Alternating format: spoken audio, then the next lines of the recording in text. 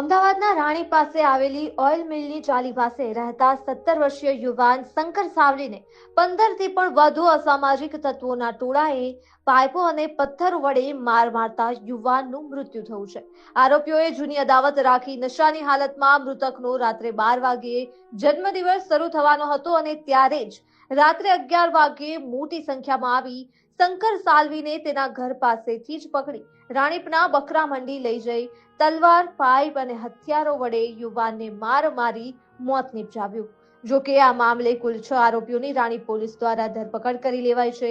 ત્યારે પરિવારજનોની માંગણી હતી કે આ તમામ 6 આરોપીઓને જાહેરમાં સરઘસ કાઢી કડકથી કડક સજા આપવામાં આવે, જેથી ભવિષ્યમાં કોઈ આવી રીતે કોઈની હત્યા કરવાનો વિચાર ન કરે।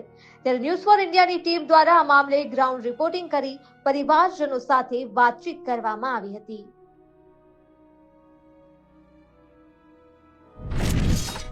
નમસ્કાર દર્શક મિત્રો, ન્યૂઝ ફોર ઇન્ડિયા પહોંચી ગયું છે અમદાવાદના રાણીપ ખાતે આવેલ ઓઇલ મિલના છાપરામાં, જ્યાં નિર્મમપણે એક 17 વર્ષના યુવાનની હત્યા કરી દેવામાં આવી છે। આજકાલ પ્રેમ કોને નથી હતો, પરંતુ અહીં તો પ્રેમ પ્રકરણનો એક કરુણ અંજામ આવ્યો છે। જન્મદિવસના દિવસે જ રાત્રે જ યુવાનની નિર્મમપણે હત્યા કરી દેવામાં આવી છે। માત્ર એક યુવાન ઉપર 10 થી 15 લોકોએ હુમલો કર્યો છે અને તેનું મૃત્યુ નિપજાવ્યું છે। આપણી સાથે પરિવારજનો ઉપસ્થિત છે અને તેઓ માંગણી કરી રહ્યા છે કે જલ્દીથી જલ્દી આરોપીઓને સજા થાય, કેમ કે આરોપીઓ અન્ય ગુનાહિત કેસોમાં પણ સંકળાયેલા છે। ત્યારે આ લોકોને જલ્દીથી જલ્દી ઇન્સાફ મળે તેવી પરિવારજનો માંગ કરી રહ્યા છે। નિધિ વિષ્ણુભાઈ સાલવી। નિધિબેન, શંકર સાલવીની 17 તારીખે રાતે 15 જણાના ટોળાએ ક્રૂરથી હત્યા કરી છે, શું મામલો હતો? રાતે 11 સાડા 11 ની વચ્ચે મારા દેવર અહીંયા બેઠા હતા।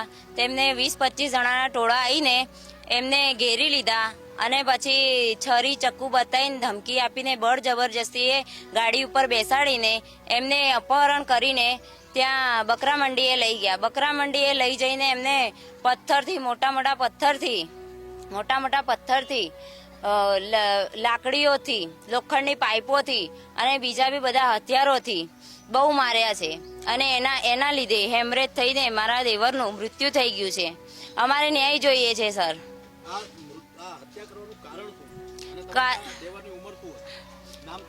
એમની ઉંમર 17-18 વર્ષના હતા। એ શંકર દિનેશભાઈ સાલવી નામ હતું એમનું।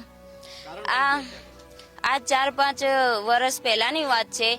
એ સંજય ઠાકોરની બેન જોડે એમનું પ્રેમ રિલેશન હતું, પણ 2 વર્ષથી કંઈ કશું એમની વચ્ચે કંઈ વાતચીત ના હોવા છતાં એ લોકોએ પહેલાની અદાવત રાખીને મારા દેવરને એવી રીતે મોતની ઘાટે ઉતાર્યા છે। અને કોણ હતા આરોપીઓ, કોની ધરપકડ થઈ છે? અત્યારે તો સંજુ ઠાકોર, બિબલી ઠાકોર, કરણ ઠાકોર, પવન ઠાકોર, પૂનમ ઠાકોર અને ગોપાલ ઠાકોરની ધરપકડ કરી લીધી છે પોલીસવાળાએ। મારા છોકરાને માર્યો, લઈ ગયા, ગાડી ઉપર બેસાડ્યો સાહેબ। મેં જોયો તો 2 બાંધ પડી ગઈ ને મારા છોકરાને એકલાને લઈને જતા રહ્યા। હું બાંધમાં આવી ત્યારે હું મંડીમાં ગઈ તો મારા છોકરાને મારતા હતા। મારા છોકરાને માર્યો અને મને ન્યાય મળવું જોઈએ। મારા છોકરા ઉપર તો થઈ ગયો, હવે બીજા છોકરા ઉપર ના થવું જોઈએ અને મને ન્યાય મળે અને એને કડીથી કડી સજા મળવી જોઈએ। મારો ઈ છે, ઈ તો જેલમાં મળી લેશે અને જામીન બી નહીં થવું જોઈએ, તેના છોકરાને મળી લેશે, વારણ કરી દેશે, બધું કરી દેશે। હું મારા છોકરાને ક્યાં મળવા જાઉં? મારો પેટનો અંડો જતો રહ્યો, આકડી લાકડીનો મારો જીવન સાથી વાળો જતો રહ્યો, તો મારો સારો કરવા વાળો તો જતો રહ્યો। મારે કેના જોડે જવાનું છે સાહેબ? મને કહો, મને ન્યાય અપાવો અને ના તો મારો છોકરો પાછો અપાઈ દો। જેવો હતો 17 તારીખ બેલો હતો કે બેઠેલો હતો ગમે ત્યાં પર મારા છોકરાને અહીં બેહાડી જાઓ અને મારો છોકરો મને લઈ આપો, મને બીજું કઈ નહીં જોતો। શંકર સાલવીની હત્યા થઈ ગઈ, તમારા કોણ થાય? મારા ભાઈ થાય છે। તમારા ભાઈની હત્યા કરી દીધી, આરોપીઓ કોણ છે અને એમનો કેવો ઇતિહાસ છે, ગુનાહિત ઇતિહાસ? એ બધા છે ને નામચીન માણસ છે સાહેબ। એ બધા મર્ડર કેસ, ચોરી, ગુંડાગર્દી, બધી વાતે ઓલરાઉન્ડર છે। એ લોકો કંઈ કહેવા જેવું છે જ નથી।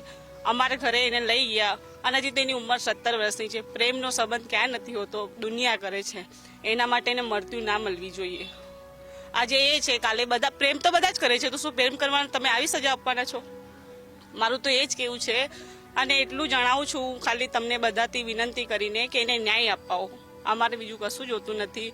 એનો વરઘોડો કાઢો, દુનિયા જોવે કે આ મૃત્યુ કરવાવાળાઓને આવું સજા થવી જોઈએ, તો કોઈ બીજી ફરી વખતે થાય નહીં.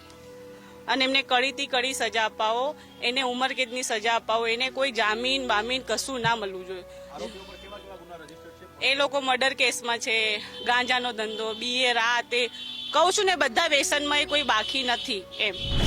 શું કહેશો ખાસ કરીને તમારા ભાઈની હત્યા કરી? મારા ભાઈની હત્યા કરી છે તો અમારું કહેવાનું તો એ જ છે સાહેબ કે એને કડીથી કડી સજા મળવી જોઈએ. અમારા ભાઈને ન્યાય મળવું જોઈએ. અને અત્યાર સુધી અમારા મનમાં ડર ને ખોફ છે કે અત્યાર સુધી કોઈ ફરે છે એવું કે અમને કોઈ સેફટી નથી.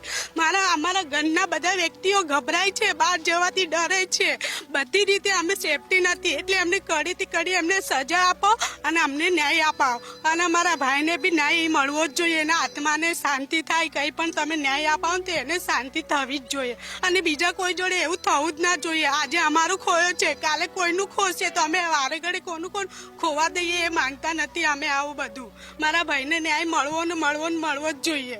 અને પોલીસે તમને શું આશ્વાસન આપ્યું? હમણાં તો અમને આશ્વાસન તો આપ્યો જ છે, પણ તોય અમને એવો ડર છે જ હજી મનમાં કે હજી ફરે છે, એવા ધમકીઓ અમને મળે છે કે તમને હજી પણ મર્ડર કરીશું, આમ કરીશું, તેમ કરીશું. ઘણા બધા અમને વિચારો બી આવે છે અને બધા અમને ડરાવવાની કોશિશ બી કરે છે, પણ તોય છતાં અમે બેસા છે અત્યારે.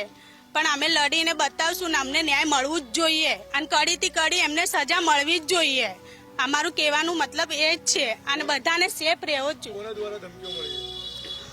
અમને એવી બધી વાતો મળે છે બહારથી, કોના દ્વારા? કોણ આપે? પબ્લિક દ્વારા વાતો મળે છે.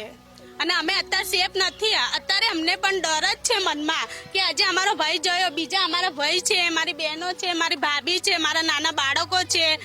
તો એમાં તો ગમે તે આવી શકે છે, ગમે ત્યારે અમારા ઉપર હુમલો કરી શકે છે. તો અમે ક્યાર ઘડી ડરીને રહેશું, ક્યાર ઘડી અંદર રહેશું? અમે મહેનત મજૂરી વાળા છે અને અમારા બધા ગરીબ માણસો છે. અમે એટલા લખપતિ કે માલદાર નથી કે કોઈને રૂપિયા ચૂકવી શકીએ કે અમે ગમે તે એમને મોઢું બંધ કરી શકીએ.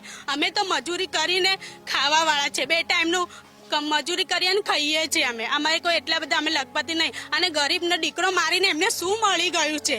એમને જૂની પણ કઈ બી અદાલત હતી તો એ સમાધાન કરી શકતા હતા, આરોપીને પકડી શકતા હતા, ગમે તે કરી શકતા હતા. પણ એમને આવું તો કાંડ ના જ કરવો જોઈએ અને થવું જ જોવું જ ના આવે. અમારું એટલી જ વિનંતી છે સાહેબ કે એને ન્યાય અપાવજો અને વરઘોડો કાઢજો કે બીજે ક્યાંય એવું થવું જ ના જોઈએ. એટલી અમારી વિનંતી છે.